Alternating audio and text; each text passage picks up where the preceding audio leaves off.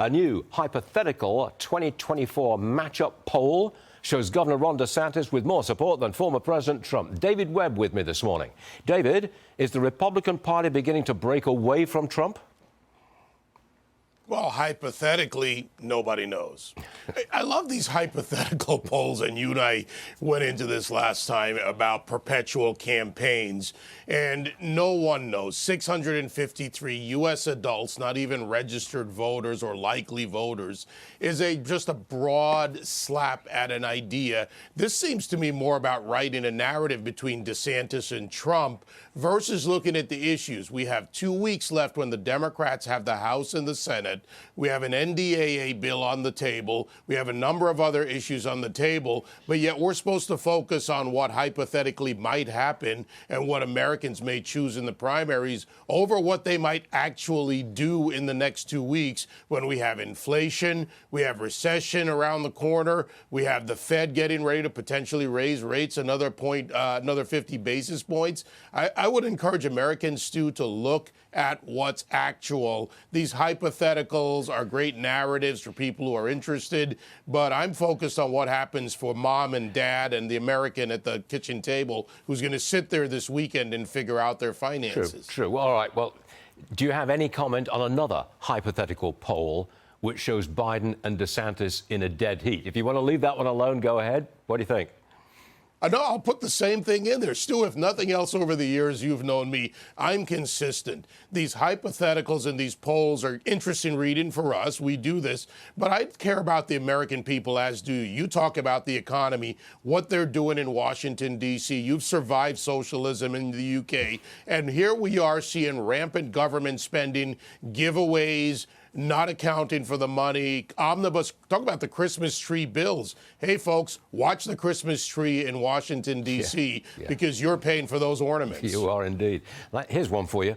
Crime in Philly, out of control. Gas stations hiring private security guards with big guns. We just spoke to one of those guards. Watch this, David. Roll tape, please. If someone walks in this store right now with a weapon and threatens to harm any of them, I can open fire and I will open fire to protect property, liberty, and life. My goal is to eventually get Wawa, Walmart. See, because these are where the shootings are happening. David, it's come to this. Armed guards with AR-15s outside of a gas station. How do you fix the cities when crime is so bad? You get rid of Larry Krasner, you get rid of what's going on in Philadelphia, you let the police department, the good men and women that wake up every day and walk out the door, do their jobs, then the prosecutor's office prosecutes, not releases. You've got to change the people making the policy decisions. I'm glad that guy has a job, but the fact is, that store is now spending money on an armed guard when they're paying taxes for protection that the city is wasting with their policies, and they're deadly policies for the citizens of Philadelphia, citizens of just about any city where we've seen these massive increases in crime. It's a terrible situation. I mean, I don't know. It's going to take a long time to fix this crime problem. In the meantime, our cities are languishing. I mean, you can see the number of people coming to work in New York City. It's down. It's nowhere near what it was before the pandemic. It's going to take years, isn't it? It is. And the types of crimes being committed, robberies, felonies at any level, they continue to grow in the level of crime. So sadly, as we saw from Fear City to the Giuliani days, for that example, in New York, it took years to clean it up. And then it took consistent policies after that through the Bloomberg administration. Then you get de Blasio. Now you get Eric Adams.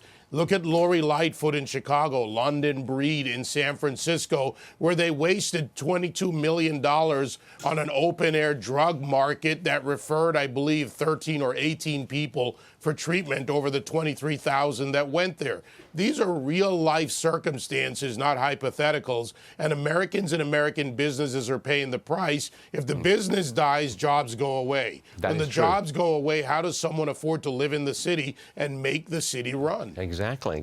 David Webb, good stuff. We'll see you again soon. Thank you very much, David.